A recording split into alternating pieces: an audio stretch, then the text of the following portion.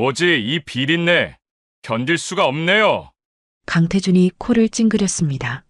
10분이나 늦고 이런 옷차림이라니.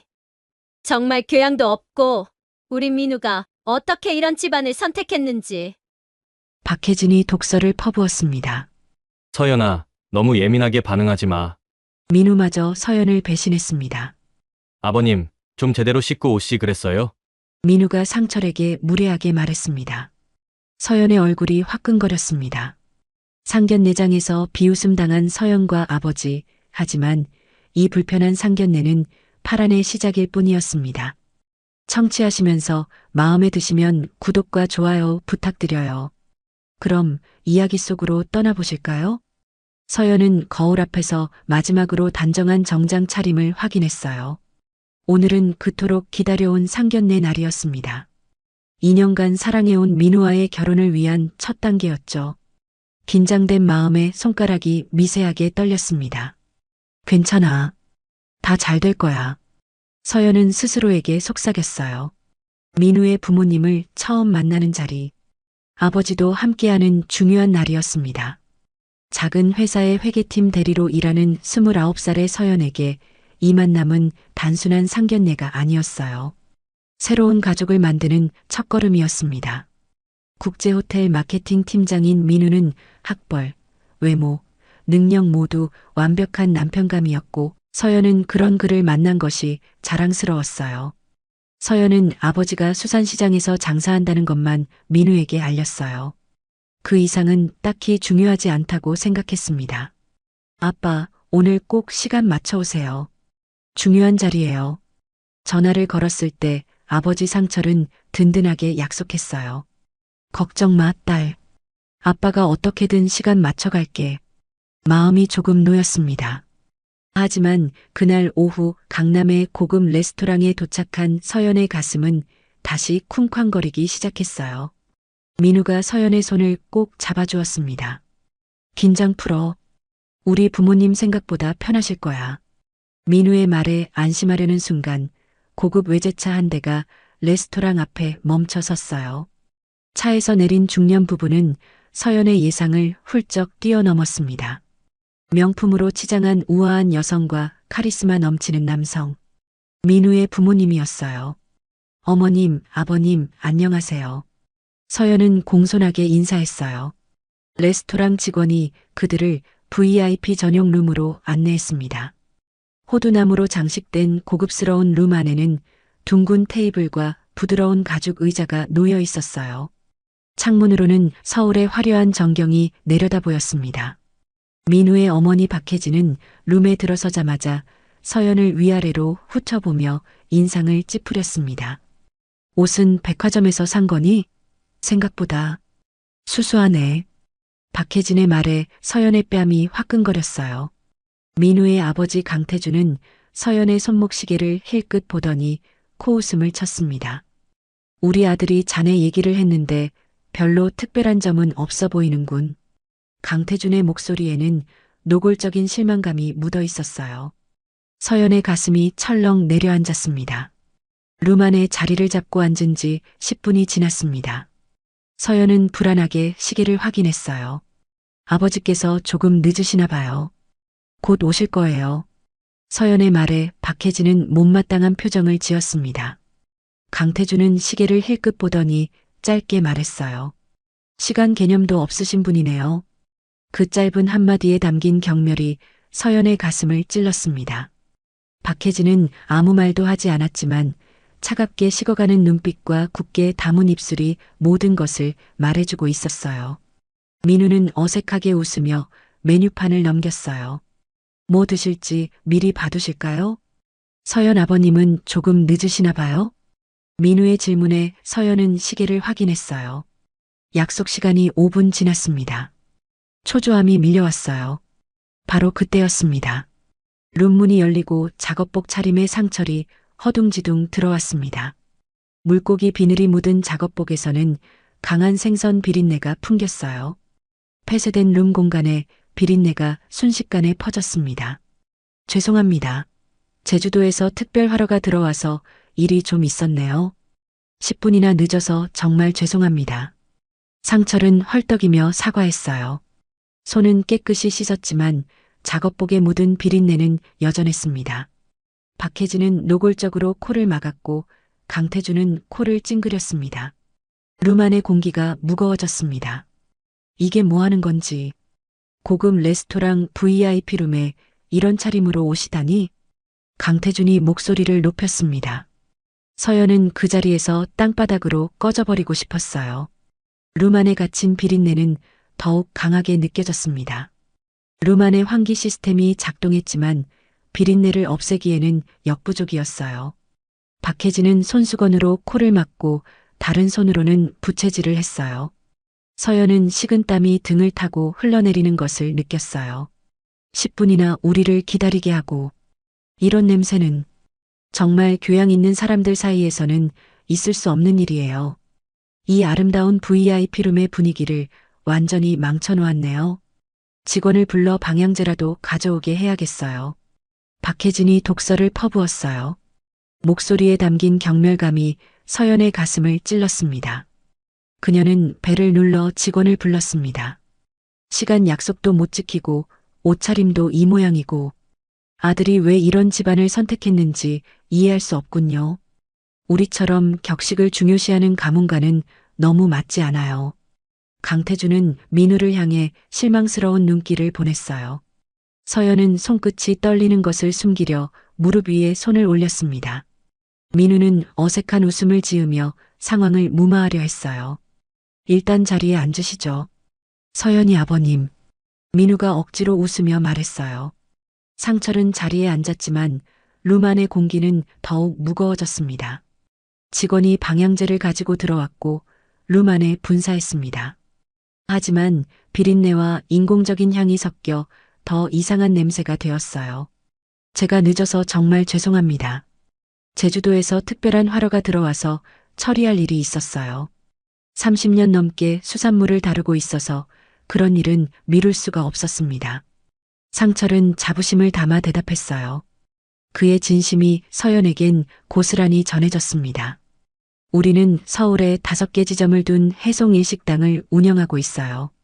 유명 연예인과 재벌들도 단골 손님이죠. 우리는 절대 손님을 기다리게 하지 않아요. 특히 이런 VIP룸을 예약한 고객에게는 더더욱요. 강태준이 으스대며 말했어요. 그는 룸 내부를 둘러보며 만족스러운 표정을 지었습니다. 이런 역겨운 비린내는 정말 견딜 수 없어요. 우리 직원들도 항상 깔끔하게 유니폼을 입고 있죠. 이 비린내 때문에 우리가 예약한 특별 코스 요리의 맛도 망칠 것 같네요. 박혜진은 메뉴판을 내려놓으며 말했어요. 서연의 얼굴이 화끈거렸어요. 룸 안에 갇힌 상황에서 더 도망갈 곳도 없었습니다. 시선을 민우에게 돌렸지만 그는 고개를 숙인 채 부모님 편에 서 있었어요. 다음엔 좀 제대로 씻고 옷도 갈아입고 오시지 그랬어요? 이런 고급 장소엔 어울리지 않아요. 민우의 말에 서연의 심장이 산산조각 났어요. 상철의 표정에 상처가 스쳤지만 그는 담담하게 미소를 유지했습니다. 우리와는 천지 차이군요. 냄새만 맡아도 우리 수준과는 다르다는 걸 알겠어요. 강태준의 말에 박혜진이 웃으며 동조했어요. 우리 민우가 어떻게 이런 집안을 선택했는지 정말 이해할 수 없네요. 격이 맞아야 결혼도 잘 되는 법이에요. 당신 딸은 우리 아들과는 너무 딴판이에요. 박혜진은 서연을 아예 무시한 채 상철에게 직접 말했습니다. 서연은 손톱이 손바닥을 파고드는 것도 몰랐어요. 눈물이 왈칵 쏟아질 것 같았지만 꾹 참았습니다. 저희 아버지는 정직하게 일해오신 분입니다. 서연의 목소리가 떨렸어요. 하지만 민우는 서연의 손을 잡아주는 대신 어색하게 웃으며 상황을 무마하려 했습니다. 서연아, 너무 예민하게 반응하지 마. 부모님이 우리를 위해 조언해 주시는 거야. 민우의 말에 박혜진은 승리자의 미소를 지었어요. 강태준은 지갑에서 카드를 꺼내며 말했습니다. 이런 자리는 이쯤에서 정리하는 게 좋겠군요. 우리 아들이 잘못 판단한 것 같아 안타깝네요. 냄새 때문에 식사도 할 수 없겠어요. 서연은 얼굴이 붉게 달아올랐어요. 수치심과 분노가 뒤섞였습니다. 상철은 조용히 일어나며 말했어요. 제 딸이 얼마나 가치 있는 사람인지 모르시네요. 상철의 담담한 목소리에 힘이 실렸습니다. 민우는 당황한 표정으로 서연을 바라봤어요. 서연아, 이해해. 우리 부모님은 그냥 좀 까다로우신 것뿐이야. 서연은 민우를 똑바로 쳐다봤어요. 처음으로 그의 진짜 모습이 보였습니다. 아빠, 미안해요. 상철은 딸의 어깨를 토닥였습니다. 괜찮아, 내 딸. 사람의 진짜 가치는 겉모습이 아니란다. 서연은 아버지의 거친 손을 꼭 잡았어요. 그때는 몰랐습니다. 이 불편한 상견례가 앞으로 닥칠 파란의 시작일 뿐이라는 것을, 그리고 자신이 알지 못했던 아버지의 진정한 모습이 곧 드러날 것이라는 사실을요. 최악의 상견례 이후 서연의 휴대폰은 침묵했어요. 민우에게서 온 연락은 단 한 통도 없었습니다. 하루가 지나고 이틀이 지나고 사흘이 지났어요. 서연은 불안한 마음에 몇 번이고 메시지를 확인했지만 민우의 답장은 없었습니다. 회사 업무에 집중하려 해도 마음이 산란했어요. 상견례 날에 불편했던 기억이 자꾸 떠올랐습니다. 아버지를 향한 민우 부모님의 노골적인 경멸, 그리고 그것을 막지 않았던 민우의 모습. 넷째 날 아침 기다리던 민우의 연락이 왔어요. 짧은 메시지였습니다. 오늘 퇴근 후 카페에서 만나자. 서연의 가슴이 철렁 내려앉았어요. 메시지에는 평소의 따뜻함이 느껴지지 않았습니다. 그래도 만나서 이야기하면 괜찮아질 거라고 스스로를 위로했어요. 퇴근 시간이 다가올수록 초조함은 더욱 커졌습니다. 동료 지원이 서연의 창백한 얼굴을 보고 물었어요. 괜찮아? 얼굴이 하얗게 변했어. 서연은 억지 미소를 지으며 고개를 끄덕였습니다. 하지만 마음속은 이미 폭풍우가 휘몰아치고 있었어요. 약속한 카페에 도착했을 때 민우는 이미 자리에 앉아 있었습니다. 평소와 달리 정장 차림이었어요. 서연을 보자 표정 없는 얼굴로 가볍게 목례만 했습니다. 서연의 심장이 빠르게 뛰기 시작했어요. 앉아. 민우의 차가운 목소리에 서연은 작게 움찔했습니다. 이런 민우는 처음이었어요. 평소의 다정한 미소는 온데간데 없고 마치 비즈니스 미팅을 하는 것 같은 딱딱한 분위기였습니다. 할 말이 있어. 민우는 테이블 위에 놓인 커피잔도 만지지 않은 채 곧바로 본론으로 들어갔어요. 서연은 손끝이 떨리는 것을 숨기려 무릎 위에 손을 올렸습니다. 우리 부모님이 결혼을 강하게 반대하셔. 특히 너희 아버지. 그 직업과 품위 때문에. 민우의 말이 가시처럼 서연의 가슴을 찔렀어요. 눈물이 왈칵 쏟아질 것 같았지만 필사적으로 참았습니다. 그래서 우리 그만 만나는 게 좋겠어. 서연의 세계가 순식간에 무너져 내렸어요. 2년간의 사랑 함께 꿈꿔온 미래가 한순간에 산산조각 났습니다. 목구멍까지 차오르는 울음을 삼키며 겨우 목소리를 짜냈어요. 그게 다야? 민우는 고개를 끄덕였습니다. 그러더니 주머니에서 작은 상자를 꺼냈어요. 서연이 가장 아끼던 커플 반지였습니다. 그리고 내가 준 선물들 돌려줬으면 해. 반지, 목걸이, 가방, 모두. 서연은 믿을 수 없다는 표정으로 민우를 쳐다봤어요. 그의 눈에는 수치심이나 미안함 대신 차갑고 계산적인 빛만 있었습니다. 손가락에서 반지를 빼는 순간 서연의 손이 떨렸어요. 반지를 테이블 위에 올려놓자 민우는 재빨리 집어들었습니다. 나머지도 빨리 돌려줬으면 좋겠어. 민우의 목소리에는 조금의 감정도 실려있지 않았어요. 서연은 마음이 산산조각 나는 느낌이었습니다. 카페를 나서는 발걸음이 무거웠어요. 겨우 집에 도착해서야 참았던 눈물이 터져나왔습니다. 이틀 후 서연은 회사 로비에서 예상치 못한 소란을 마주했어요. 민우가 로비에 서서 큰 소리로 서연의 이름을 부르고 있었습니다. 윤서연, 내 물건 언제 돌려줄 거야? 주변의 모든 시선이 일제히 서연에게 쏠렸어요. 얼굴이 화끈거렸습니다. 민우는 마치 계획한 듯 더 큰 목소리로 외쳤어요. 500만 원짜리 명품 가방, 내가 선물한 거, 지금 당장 가져와. 서연은 그 자리에 얼어붙었어요. 동료들이 놀란 표정으로 수군거리기 시작했습니다. 민우의 의도적인 망신이었어요. 김 부장이 나서서 상황을 정리하려 했지만 민우는 계속해서 소란을 피웠습니다. 그날 저녁 동료 지원이 보내온 메시지에 서연의 심장은 또다시 무너져 내렸어요. 민우의 SNS에 올라온 사진. 파혼한 지 일주일도 되지 않아 새로운 여자와 찍은 데이트 사진이었습니다. 사진 밑에는 악의적인 댓글이 달려 있었어요. 이게 바로 진짜 우리 급이지. 친구들의 댓글도 잔인했습니다. 전 여친이랑은 차원이 다르네. 서연은 핸드폰을 내려놓고 어둠 속에서 흐느꼈어요. 배신감, 수치심, 분노가 뒤엉켰습니다. 아버지에 대한 모욕, 자신에 대한 모욕, 그리고 이중적인 배신. 민우의 진짜 모습은 이런 것이었나요? 눈물로 밤을 지새운 서연은 몰랐습니다. 이 고통스러운 배신이 곧 강력한 반격의 시작점이 될 것이라는 사실을요. 그리고 그 배신의 대가가 얼마나 혹독할지도 아직은 알지 못했습니다. 서연의 흐느끼는 소리가 집안에 울려 퍼졌어요.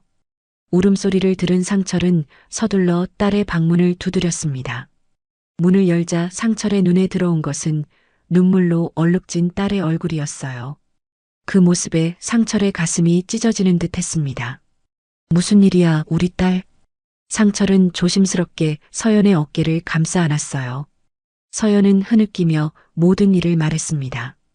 민우의 갑작스러운 파혼 통보, 선물 반환 요구, 회사에서의 망신, 그리고 SNS의 새 여자친구 사진까지. 상철의 눈빛이 점점 차가워졌어요. 하지만 그는 딸 앞에서 감정을 드러내지 않았습니다. 대신 따뜻한 미소로 서연의 머리를 쓰다듬었어요. 괜찮아. 아빠가 있잖아. 서연이 잠든 후 상철은 거실로 나와 전화를 걸었습니다.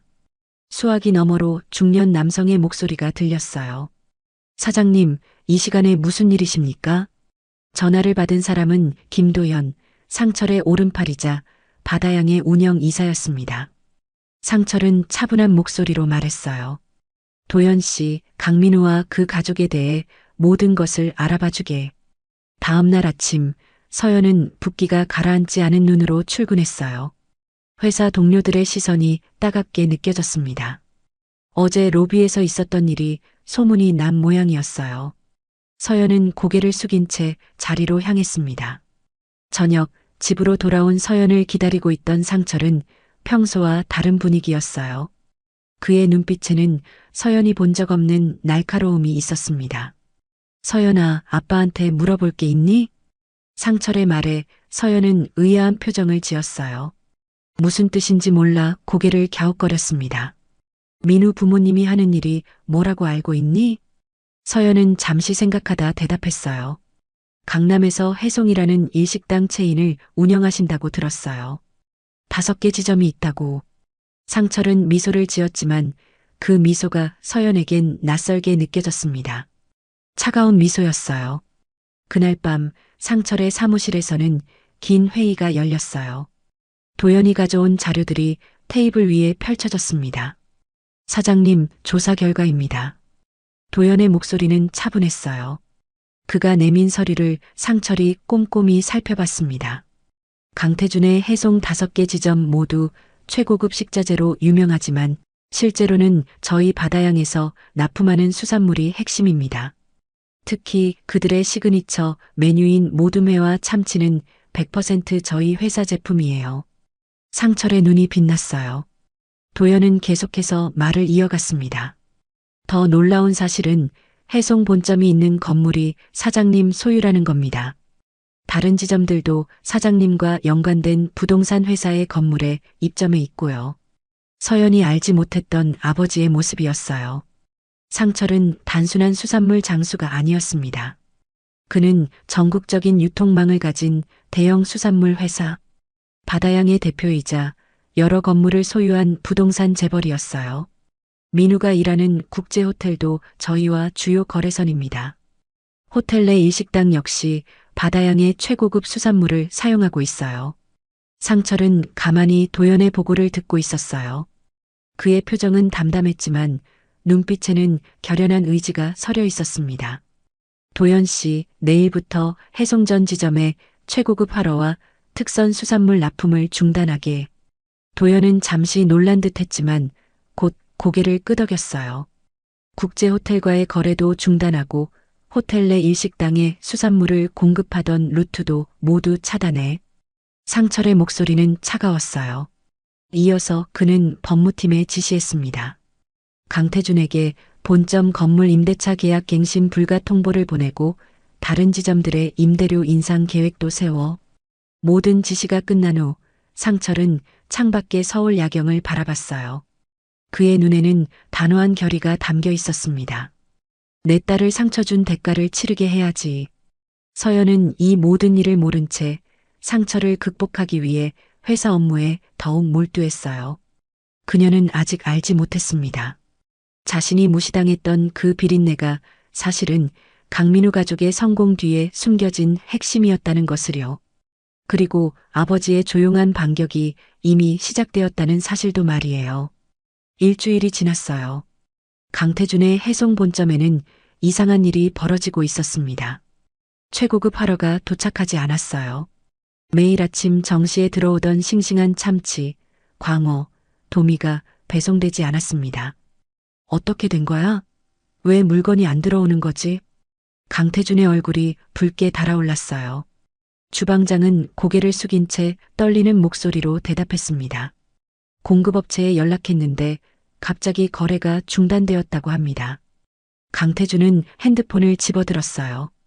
평소 거래하던 바다양에 전화를 걸었지만 돌아오는 것은 단지 죄송합니다만 현재 공급량 조정 중입니다라는 사무적인 대답뿐이었습니다. 비슷한 상황이 다른 4개 지점에서도 벌어졌어요. 최고급 수산물을 구하지 못한 해송은 메뉴를 축소할 수밖에 없었습니다. 대신 시중에서 구한 평범한 생선으로 요리를 만들었지만 맛은 확연히 달랐어요. 손님들의 불만이 쌓이기 시작했습니다. 예전만 못하네. 맛이 변했어. 단골 고객들이 하나둘 떠나갔어요. 온라인 리뷰에는 부정적인 평가가 넘쳐났습니다. 이게 무슨 일이야? 박혜진의 목소리가 떨렸어요. 강태준은 의자에 털썩 주저앉았습니다. 그의 얼굴에는 당혹감이 가득했어요. 한편 민우가 일하는 국제호텔에서도 이상한 일이 발생했습니다. 호텔 내 일식당의 품질이 급격히 떨어졌어요. VIP 고객들의 불만이 쏟아졌습니다. 그리고 호텔과 거래하던 주요 업체들이 갑자기 계약을 취소하기 시작했어요. 마케팅 팀장인 민우에게 불똥이 튀었습니다. 실적은 급락했고 그의 상사인 정 과장은 날카로운 목소리로 그를 몰아세웠어요. 강 팀장, 어떻게 이런 일이 벌어진 거야? VIP 고객들이 다 떠나고 있다고. 민우의 손이 떨렸습니다. 원인을 알 수 없는 상황에 그의 가슴이 조여들었어요. 그날 저녁 민우는 호텔 VIP 고객 명단을 확인하다가 낯익은 이름을 발견했습니다. 윤상철. 이름 옆에는 바다양 대표이사라고 적혀 있었어요. 서연의 아버지였습니다. 민우의 눈이 커졌어요. 손으로 마우스를 클릭하여 고객 정보를 더 자세히 확인했습니다. 그가 본 내용에 입이 벌어졌어요. 윤상철은 단순한 수산물 장수가 아니었습니다. 바다양은 전국적인 수산물 유통 네트워크를 가진 기업이었어요. 그리고 그는 강남의 여러 건물을 소유한 재력가였습니다. 더 충격적인 사실은 바다양이 해송전 지점에 최고급 수산물을 공급하던 주요 거래처였다는 것이었어요.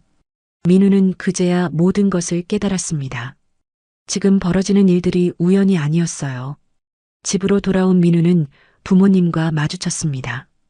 강태준의 얼굴은 핏기가 없었어요. 박혜진은 눈물을 흘리고 있었습니다. 아버지, 큰일 났어요. 민우가 떨리는 목소리로 말했어요. 그는 오늘 알게 된 사실을 모두 털어놓았습니다.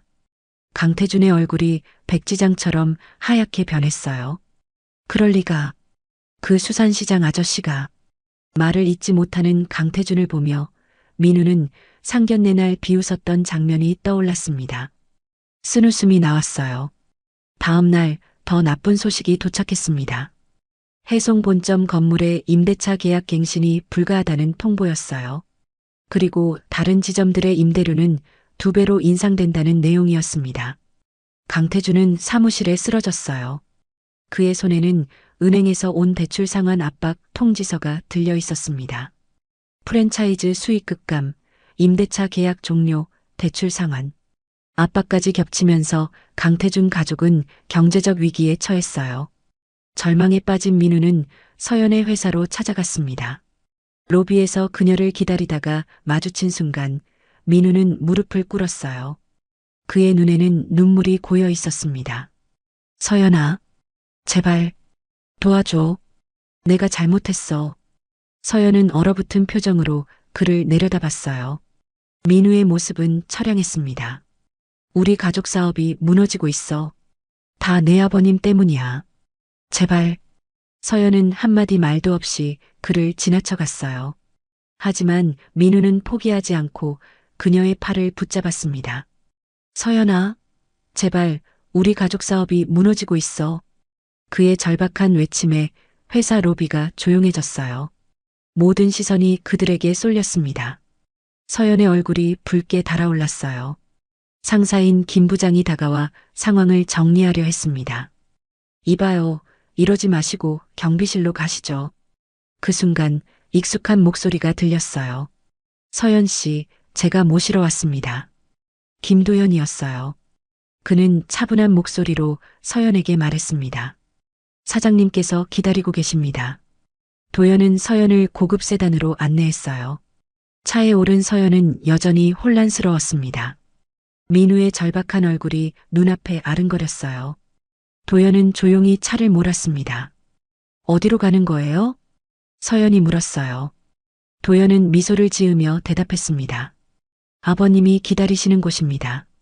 모든 것을 말씀해 주실 거예요. 차는 강남의 고급 레스토랑 앞에 멈췄어요. 도연이 문을 열어주자 서연은 정장 차림의 아버지와 마주쳤습니다. 상철의 모습은 서연이 알던 것과는 너무나 달랐어요. 우아하고 당당한 기업가의 모습이었습니다. 고급 레스토랑 안으로 들어서는 서연의 마음은 복잡했어요. 정장 차림의 아버지는 낯설었습니다. 수산시장에서 항상 작업복을 입고 분주히 일하던 모습만 알았는데 지금의 아버지는 마치 다른 사람 같았어요. 레스토랑의 VIP룸으로 안내된 서연은 아버지와 마주 앉았습니다. 상철의 눈빛은 따뜻했지만 어딘가 깊은 곳에 단단한 의지가 느껴졌어요. 놀랐지? 상철이 미소를 지었습니다. 서연은 고개를 끄덕였어요.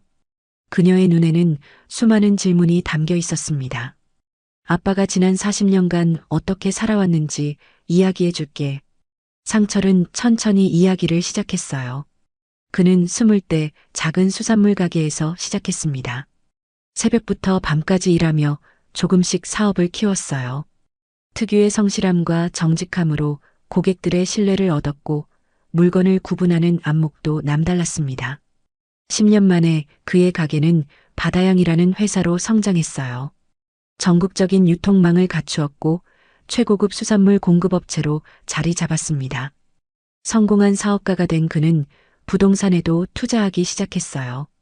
하지만 난 내 뿌리를 잊지 않았어. 여전히 새벽 시장에 가서 직접 물건을 보고 고르지. 그게 내 일의 본질이니까. 서연의 눈에 눈물이 고였어요. 그동안 아버지의 진짜 모습을 알지 못했다는 사실이 가슴을 찔렀습니다. 그런데 왜 말씀해주지 않으셨어요? 서연의 목소리가 떨렸어요. 상철은 딸의 손을 따뜻하게 잡았습니다. 내가 나를 그저 아빠로만 봐주길 바랐어. 회사 대표나 건물주가 아니라. 서연의 눈에서 눈물이 흘러내렸어요. 아버지에 대한 미안함이 가슴을 채웠습니다. 나는 내 일을 부끄러워한 적이 없어. 하지만 너를 아프게 한 사람들에게는 그들이 이해하는 방식으로 교훈을 주고 싶었어. 상철의 목소리는 단호했어요. 그는 강태준의 해송 프랜차이즈가 성공할 수 있었던 배경에는 자신의 최고급 수산물이 있었다고 설명했습니다. 그들이 자랑하던 최고급 식자재는 모두 내가 엄선해서 공급한 것이었어. 그리고 그들이 입점한 건물들도 대부분 내 소유였지. 서연은 충격에 입을 다물지 못했어요. 상견례 날 민우의 부모님이 얼마나 오만했는지 떠올랐습니다. 그들이 얼마나 무례하게 상처를 대했는지, 비린내가 난다며 경멸했는지 생각하니 아이러니했어요. 외모나 냄새로 사람을 판단하는 이들은 결국 자신이 중요하게 여기는 것을 잃게 된다는 걸 알려주고 싶었어. 상철의 눈빛이 깊어졌어요. 서연은 민우와 그의 가족이 겪고 있는 상황을 이제야 완전히 이해했습니다. 아빠를 잠깐 동안 원망했던 거 죄송해요. 서연의 목소리가 떨렸어요. 상철은 따뜻한 미소로 고개를 저었습니다. 괜찮아. 네가 나를 아빠로 사랑해 준 것만으로 충분해. 그날 이후 서연의 삶은 새로운 방향으로 흘러갔어요. 그녀는 대기업의 재무팀으로 이직하여 경력의 새로운 전환점을 맞았습니다. 아버지의 진정한 모습을 알게 된 후 서연은 더 자신감 있게 변했어요. 새 회사에서 서연은 기획팀장 장성민을 만났습니다. 33살의 성민은 진중하고 따뜻한 사람이었어요. 그들은 자연스럽게 가까워졌고 서로에게 특별한 감정을 느꼈습니다. 몇 개월 후 서연은 성민을 아버지에게 소개하기로 했어요. 긴장한 성민과 달리 서연은 이번에는 당당했습니다. 상철은 일부러 작업복을 입고 나타났어요. 서연은 아버지의 의도를 알아차리고 미소 지었습니다. 성민은 상철의 차림새에 전혀 개의치 않았어요. 정말 뵙게 되어 영광입니다. 서연 씨에게 아버님 이야기를 많이 들었습니다. 성민은 진심 어린 존경의 눈빛으로 상철의 손을 잡았어요. 그는 상철의 직업에 진정한 관심을 보였습니다. 아버님께서 선별하시는 수산물의 안목이 대단하다고 들었습니다. 언젠가 시장에서 일하시는 모습도 뵙고 싶습니다. 상철은 만족스러운 미소를 지었어요. 서연도 행복한 표정이었습니다. 한편 민우는 가족 사업이 무너지고 모든 것을 잃은 후에야 깨달음을 얻었어요. 그는 마지막으로 서연을 찾아와 진심 어린 사과를 했습니다. 서연아, 정말 미안해. 내가 얼마나 어리석었는지 이제야 알게 됐어. 하지만 이미 너무 늦었다는 것을 민우도 알고 있었어요.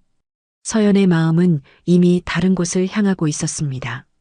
어느 주말 서연과 상철은 함께 수산시장을 거닐었어요. 예전처럼 상철은 작업복을 입고 서연은 활기찬 미소를 지었습니다. 아버지, 정말 자랑스러워요. 사람을 겉모습이 아닌 진심으로 바라보는 법을 가르쳐 주셔서 감사해요. 서연의 말에 상철은 따뜻하게 미소 지었어요. 그들 앞에는 이제 더 밝은 미래가 펼쳐져 있었습니다. 오늘의 이야기는 어떠셨나요? 귀중한 시간 함께 해주셔서 감사합니다. 행복 가득 건강한 하루 되세요.